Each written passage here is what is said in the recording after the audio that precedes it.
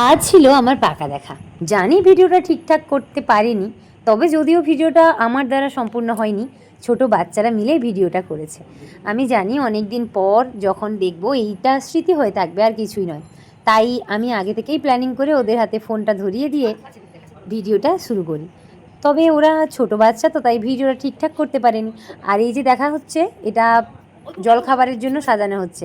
আর পুরো থালা যখন সাজানো হয় তখন কিন্তু ভিডিওটা তখন আর করা হয়নি, সেই কারণে তার পরের ভিডিওগুলো করা হয়েছে টুকটাক একটু তোমাদের সামনে তুলে ধরার জন্য, আর আমাদের মানে জীবনের স্মৃতি হিসেবে রাখার জন্য আমরা টুকটাক ভিডিওগুলো করেছি।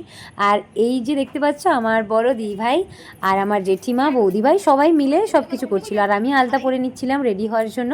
তারপর শাড়িও পরছিলাম, কিন্তু সেগুলোর ভিডিও করা হয়নি।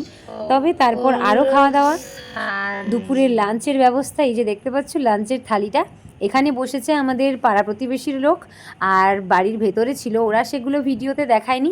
তবে অনেক আইটেম ছিল, দেখতেই পাচ্ছ, কচু চিংড়ি, দই কাতলা, আরও বিভিন্ন ডাল তো ছিল, পটলের দোলমা, অনেক কিছুই ছিল আইটেম, আলু ভাজা, পটল ভাজা, বেগুন ভাজা, সব কিছু। তো আশা করি তোমরা শর্ট ভিডিওতে আমার বেরোনোর ভিডিওটা দেখেছো। তো চলো, টাটা। পঞ্চমী এখন খাবে।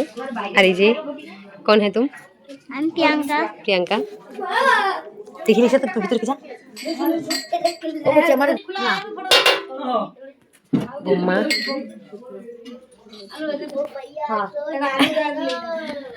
ঝোলকে দেখ, মাংস করে না, মাংসটা পাঠিয়ে দে, খাই যা।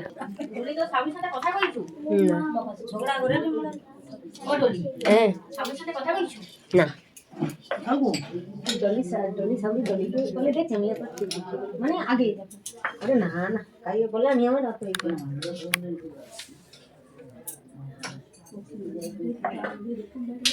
খুদি